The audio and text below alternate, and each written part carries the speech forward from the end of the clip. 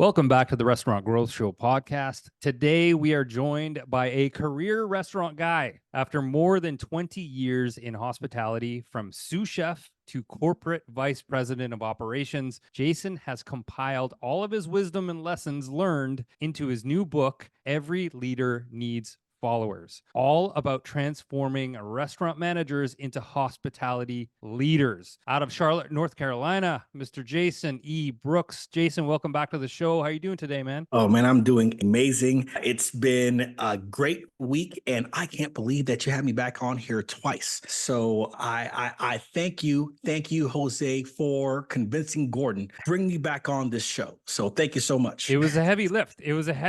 There was some payola involved. There Got was it done. bribery. Got it done. But we got Just it done. Get it done. Thank you.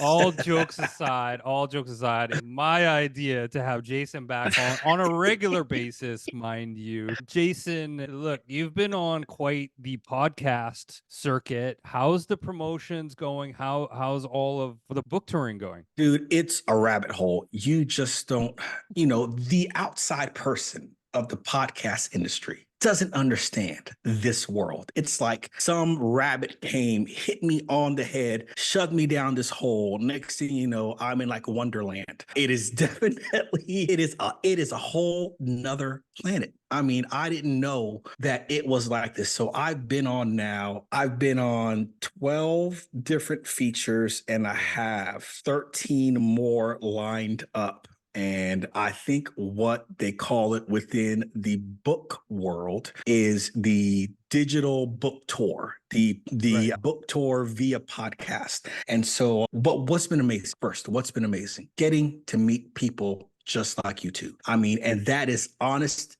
It is sincere to be able to get down to talk to content and learn stuff, just researching, just getting to know people, topics, subjects, different views, different angles. That's been just so rewarding. And then, of course, getting great platforms to talk about this book, because it is a lot of work. I love what's been put into it. I am hoping that people see past my insanity and say, yes, this actually is something great. But it's just been an amazing past few months of getting through this podcast world. Well, I can say firsthand that there is method to your madness, and there's no madness involved. This is actually a very structured, well written, easy to follow, step-by-step process of being a better leader. And at no point in my recent memory has there been more of a need for a book like this, for leadership structure and methodology to re-engage the average restaurant employee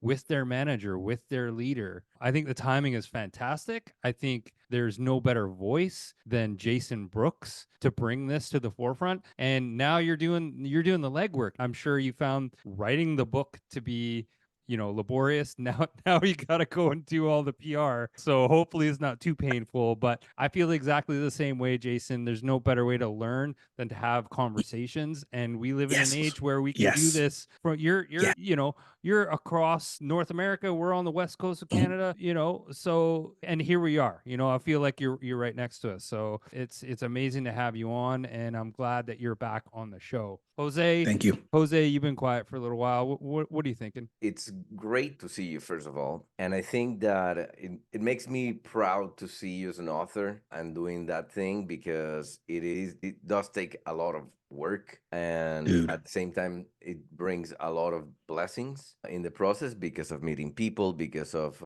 you get sometimes feedback about the impact you've had on others as you go along. I mean, I was in the industry for a while, for quite a few years, a long time ago, still, and also technology at the same time, but it is very satisfactory. I mean, I was more like the publisher that was supporting authors, and in many things, actually. In one of those, I met Donald Trump. That is for another podcast, but I've heard that story. I can't wait. Yes, I don't know if we even have enough time. No comment. No hurry. But Jose did indeed meet Donald Trump. Was that 25 years ago? It's gonna be 20 years soon. Yeah. I mean, wow. I kind of want to see like a reenactment of like young Jose and a younger Donald Trump and what that was like. More like 15 years or so. A little Regardless, bit more than anyway. Yeah, it's definitely a story for another time. But Book Explorer, Well, I I'm can't gonna even hold you to remember it. the year. I'm gonna hold you to it. Okay. Excellent.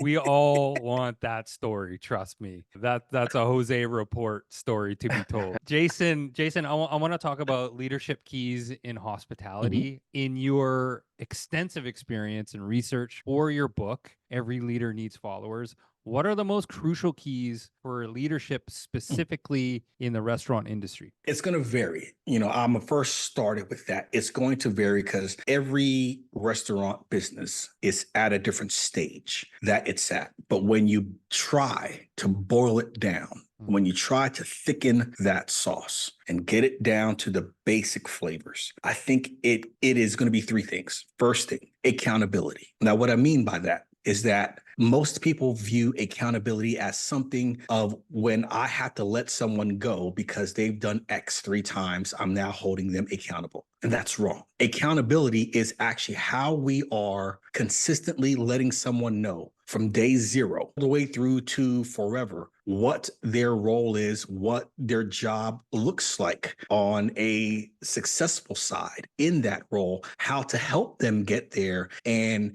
ways to help them reach that point. That is accountability. Most businesses feel whenever they say accountability that it's something negative. And I think a leadership key is keeping accountability on the positive side from day zero, from being very clear and concise about what the roles are and why those roles are so important in making the business successful. Second leadership key in hospitality: shared beliefs, shared values, shared goals, or culture. Culture is one of the absolute keys. And that, when you look at what is the definition of culture, I've said it before, but Chip Close does a wonderful job of breaking down what culture is. People like us do things like this. And that is a shared belief, shared value, shared goal of whatever the day is or the system is or the process is. Everyone understands this is what we do. So that's accountability and then culture.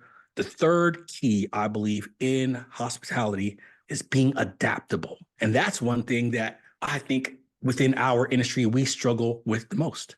We really struggle with knowing how to adapt and to not be the last ones to do something, not be the last ones to implement something. We need to stop being the last ones and start being the first, because as I always say, we're one of the rare industries to where we can see someone 3 times a day, and we have to be more in front than behind when we have that many touch points with individuals. Jason, do you think that, speaking to the adaptability aspect in the restaurant industry, do you think that traditionally speaking, that is the heaviest lift, that is the most difficult part, because traditionally the restaurant Yes, industry lagging? Yeah. Sorry, go ahead. yes. Yeah. I think that we can vary, but I think that there is varying degrees of being accountable. There's varying degrees of building culture, and we can do that. But the adaptability piece is something that we tend to look at within this industry as a P&L, and we tend to try to squeeze as much as possible, and we want the immediate return like it's a TikTok video.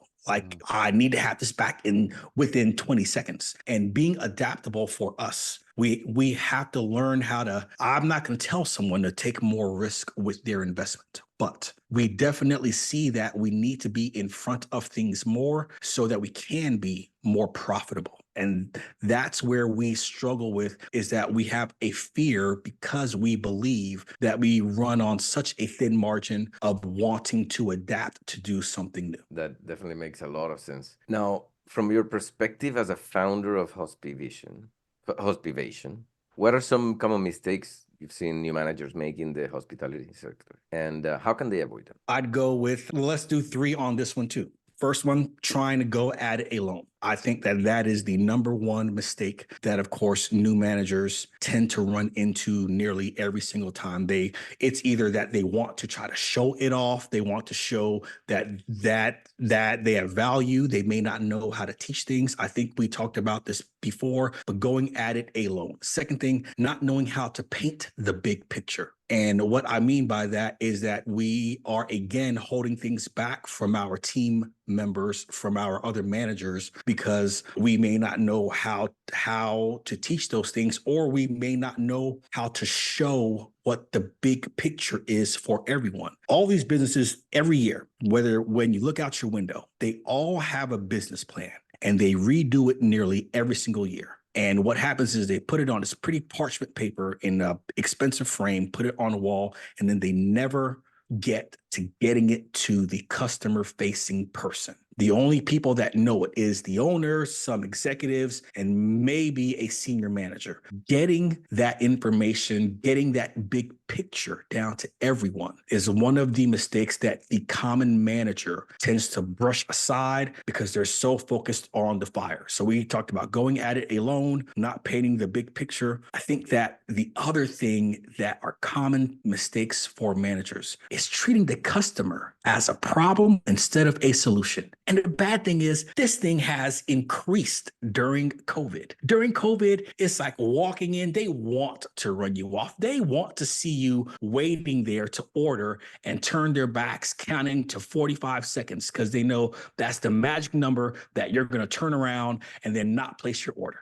You know, I mean, it's just crazy how managers have shifted right now, more recently, to treating the customer as a problem versus a solution. I want to go back to leadership communicating their business vision and goals. Do you think that and not sharing it with middle management all the way down to, you know, the dishwasher, do you think that is by nature really difficult to do, because in the restaurant industry everything is measured down to the second, and everyone just flat out doesn't have the time to have these candid, you know, real conversations about this is what we're trying to do, this is what we're planning for? Do you think that is, you know, inevitable to not be able to have those conversations? I absolutely disagree.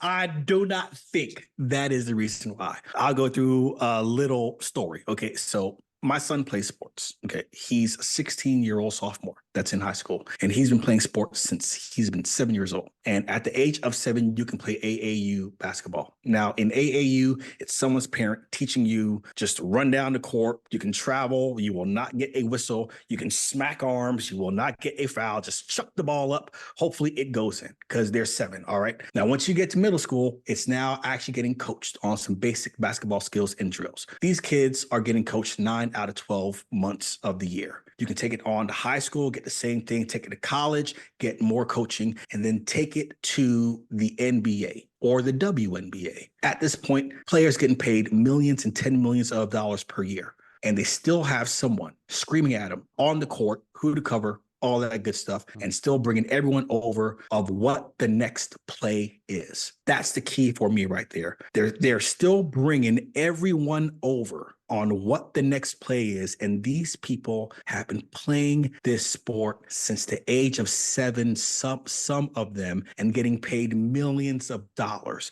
So for us to say we don't have time to have someone getting paid $15 per hour that's probably only been working together for the last 6 or 9 months, that we don't have time to tell them what the big picture is, that I think is wrong, even whenever we factor in seconds. It essentially it's poor planning, right? Like Yes. I'm very focused on schedules and timing and allowing enough time for certain things. Jose can attest to that. In the restaurant industry, I mean, I totally agree with you. I'm curious, is it so ingrained in the culture that everything is just in time? Things need to be by the second, and then all of a sudden we need to create some time to have these conversations, and you're saying no, hell no, that's not the way it should be. It just makes me wonder, because you do go to some restaurants and you do have an experience of culture that you can see they are all behind something. They are going towards something. I just find it fascinating that you point that out, that if you don't have a north or a horizon that you're going to, it must feel really boring and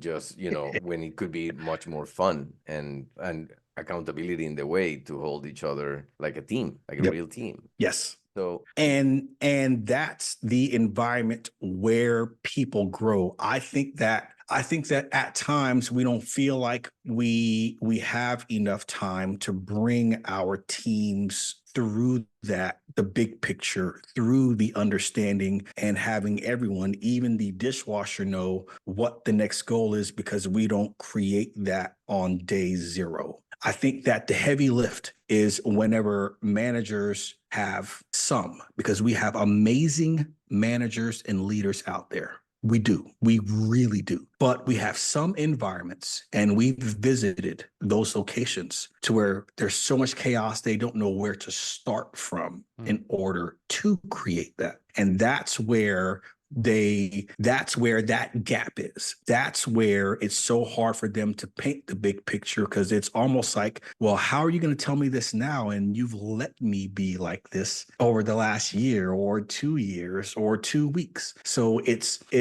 having the coaching, having someone there to help you start that day one and don't give up, to ensure that you start creating that environment. Even if you're the one that helped create it, you still have to put your foot down and say, I'm gonna start building this now. And there's also technology that can help us do that. Now, that also takes investment, yes, but I believe that the return on that investment of helping to paint that picture, you can go low tech and just have a cork board and put up all of the big picture with the 3 big items that your brand, that your location is working on. And of those 3 big items, there's 3 mini items that the dishwasher does to help hit that goal, 3 mini items that the host does, that the cashier does, that the grill cook does. And having that low tech board, or go high tech and get you the iPad, get you the one that is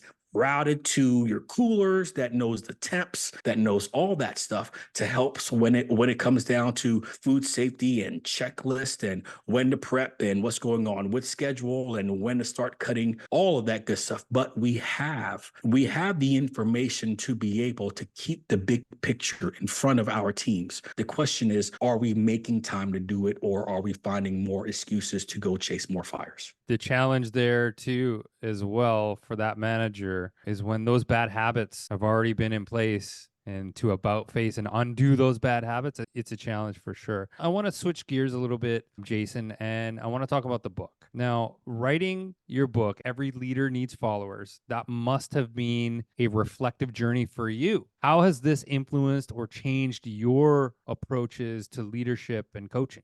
When I started writing this book, I looked back at different ways that because I am no perfect manager, nor leader, nor coach. I absolutely see where, and still work on now, on how to be better. But when I look back at the things I chose to do and chose to focus on, I saw where I stayed focused in one mindset too much, because the book, Every Leader Needs Followers, helps you to create this mindset of understanding the differences between managing, leading, and coaching, and how to use those 3 different mindsets in order to make you better at what you do, make your team better, and build something around you to where you don't have to lead by yourself. And so I found where in my past, yes, I stayed a lot in the managing mindset around leading, and never visited coaching for many years. But that's because our brain naturally doesn't like change. It's actually very comfortable doing nothing, or doing the same thing repeatedly. But when you do start focusing in on what type of mindset am I in? Am I managing? And I know that sounds corny, but it really is. For this situation, is it better if I take a management approach, a leadership approach, or a coaching approach for this individual or this challenge? When you can focus and change your mind, now your brain becomes more comfortable because you are training it to pick up on those cues within conversations, pick up on those cues within the P&L, within the environment, within the industry, in order for you to step forward and change your thought process for that moment to help make better choices. So that's one thing that the book did for me, was look back and say, where was I actually really stuck through within different mindsets? Of course, what could I have done differently? Who knows? Because I wouldn't be where I am at now. But I now understand.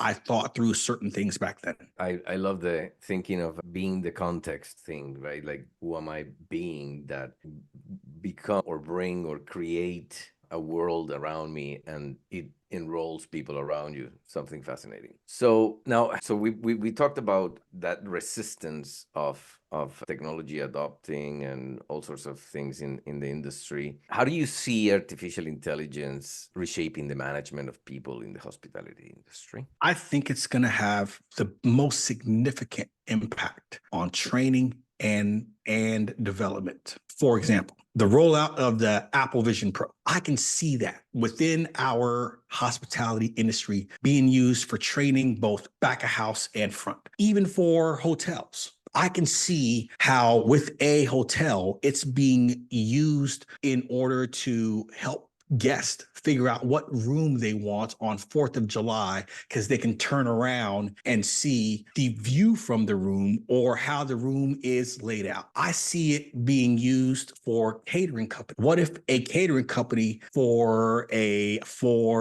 engagement party, for a large party, can actually have their customers put on the Apple Vision Pro and see the layout of the food, see the layout of the silverware, of the tables, of the different food choices. Food waste.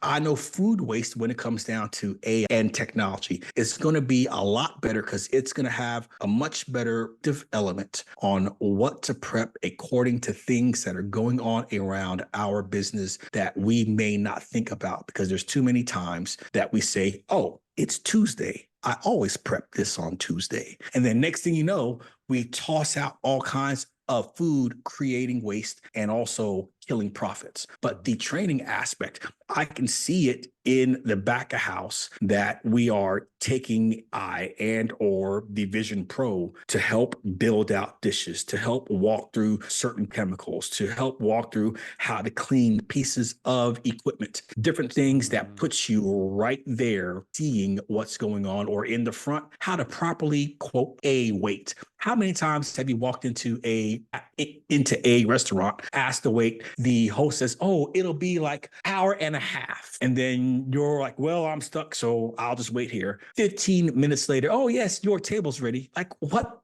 the hell? I thought you said, I mean, yes, it's good, but where does your math come from? But there's going to be lots of way that AI helps with not just the people management side, but also the sales building side, to help reduce waste, to help increase profits. It's going to do wonders. But again, we still have to try not to be the last ones to the table. Yeah, I love that comment about, I can really see Apple Vision, or the virtual use of AI in training. Because I remember stepping into a commercial kitchen for the first time. That is intimidating. There's a lot happening around you. There's food prep. There's waitresses going back and forth with dishes and trays, and there's machines working. And there's steam coming at you, and there's fire over here. If you were to train a young prep cook or dishwasher and put them virtually in that situation before it actually happened, I think that's a great training process.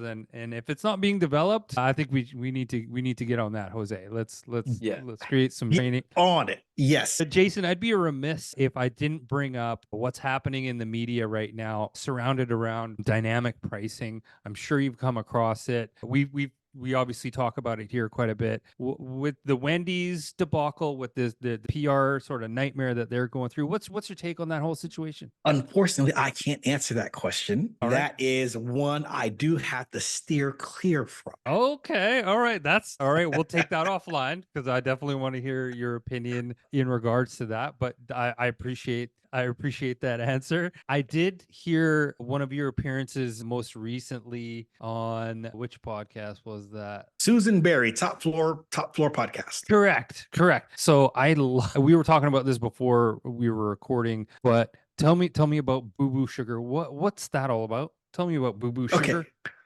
So first, Top Floor podcast, Susan Berry. She is a very highly regarded hotel expert within the podcast world. She brings on lots of executives. I think she's up to season 150, but she brings this element of you're walking into an elevator at a hotel, going to the top floor and taking a view of the industry from the top floor. It has the music, the whole nine.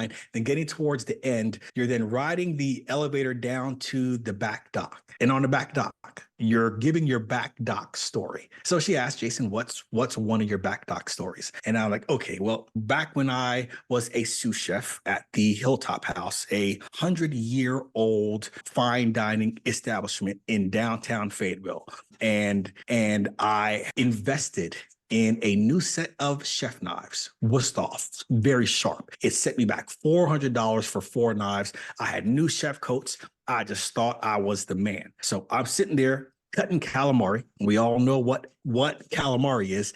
And as I'm cutting calamari, I look up and I'm still cutting. And I cut straight through 2 fingertips, cut them right on off. I'm like, oh, this is not good. So my station happened to be right by the hand sink. I run to the hand sink. My head chef Rowe, brings over a ramekin with sugar. And he says, put your finger in this. And I'm like, hell no, that's going to burn. So Chef Rowe's like, no, put your finger in this. So I take it from out the water. I shove my finger in the sugar and it actually did not burn. I'm like, oh, snap. So, but did you know that sugar is actually a natural glue and cleaner for wounds? The sucrose from the sugar actually stops the bleeding and it cleans the wound as well. So back in the day, whenever you got a boo-boo, remember whenever I said, oh, mommy, I have a boo-boo. And then mommy said, oh, you have a boo-boo here. Let me give you some sugar. So did you know that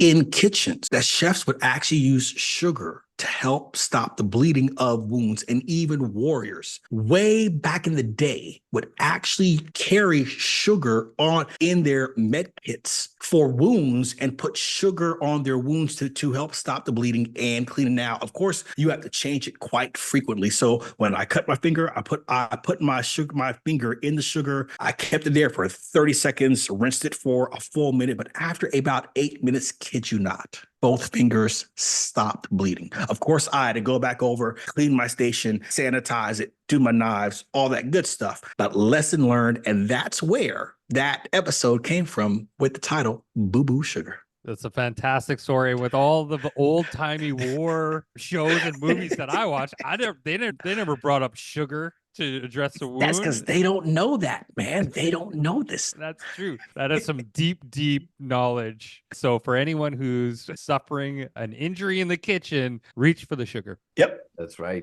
My grandmother had something like that every time. If you, as a kid, you fall and for some reason, I guess we would end up with like the wounds in the lips and stuff with the cousins and stuff. I have many memories of she would be like giving us a tomato and a bunch of sugar and then a tomato on top to go. Tomato sugar sandwich. All right. It worked. See? Crazy. That's wild. Craziness. It's wild. So, Jason, I'd love to hear more about, your goal to donate 30,000 to Giving Kitchen. Can you tell us all about what that's all about? So we are nearing launch date of the book. Launch date for the book is March 18th. By the time this airs, it might be right there. But when I wrote the book, a few things. I didn't want it to be just my voice. Second thing, I didn't want it to be a memoir about Jason cutting off his fingers in the kitchen. I wanted it to be tactile. I also wanted it it to help give back to the industry that's given me so much. I'm 30 years into this industry. So I did some research. What are some nonprofits within the industry that is about the industry? I ran across Giving Kitchen. The Giving Kitchen actually started in 2012 with Jen and Ryan Heidinger. Ryan was diagnosed with some terminal cancer, and they were very well known within the Atlanta area, and they actually reached out for help, which is something that we don't usually do. People within the hospitality industry will shut down their business before they actually ask for help. But it was a point to where they actually did. That is very brave. They were looking to raise $12,000 to $15,000 to get through these treatments. With the community of the hospitality industry, they raised $300,000 in one day. That is crazy. That goes to show we have an industry that serves a lot of people. We do that first. And when we can ask for help, we can get help. They raised $300,000. That is what kicked off Giving Kitchen. It was a bunch of chefs that were in the area cooking food and raising food to help for this treatment. So from there, this blossomed. And now they've given over $8 million to food service workers in need. And it's everything from you don't have insurance to your child may be sick to you can't pay your mortgage. They have helped millions they've given out $8 million so far from 2013 to now. That is amazing. So I reached out to them and said, I want to give back. I want to give back $30,000 in 30 days. That's $1,000 per day for every year the industry has given me. So every book sold from March 18th to April 18th helps to raise $30,000 to give back to Giving Kitchen. They help food service workers in need. I help food service managers transform into hospitality leaders. So you're able to buy a book, give back, and get a tool for your manager all in one go. That is a fantastic cause. Just checking out Giving Kitchen's website here, it says they've helped upwards of 20,000. They've got a little ticker on their homepage. They've helped almost 20,000 food service workers in some way, shape, or form. What a fantastic mission and goal. That's a great feel-good story, Jason. And we hope that we can help, promote this book and help you achieve your goals and donate that $30,000 to Giving Kitchen, excuse me. Jason, now's a chance to plug away. How can restaurateurs, how can operators, how can people in the restaurant industry get connected with you? What's your platform of choice? Plug away. I love LinkedIn. You can always reach me on LinkedIn, Jason E. Brooks. My website, jasonebrooks.com. The book page is jasonebrooks.com/every leader. And I'm also on Twitter and LinkedIn under 2 Lead and Succeed. That's the number 2, Lead and Succeed. But definitely LinkedIn is my platform of choice. I get to learn a lot about different things. I get to connect with some great people, and I get to post every now and then about what's going on. That's going to ramp up here shortly, especially with the book release. But I look forward to giving out any of this information at any time, because it's not just about me. It's something that every single person listening to this podcast knows. Like you said, Gordon, it's perfect timing. Right now is the time for us to help elevate our restaurant, hotel, hospitality, travel service managers and leaders, and help have that picture that the customer has of their expectation meet the operator's execution and make it real in the middle. Fantastically said, Jason. It's been a pleasure having you on the show. That's all the time that we have for this episode. Jason, thank you so much, man. It's an inspiration listening to you speak, understanding and appreciating your leadership style, the journey that you've gone through, and just addressing the needs of the restaurant industry as it currently stands. Thank you so much. It's always a pleasure to have you on the show. That's all the time we have for this episode today. Until next week, say goodbye, Jose. Goodbye. Come on, man. It's supposed to say goodbye, Jose. I know. I love it. Every week it's a different delivery. I'm telling you, every single week. Love it. That's great. Jason, thank you so much, man. That's Yeah, awesome. thanks. Looking Awesome. forward to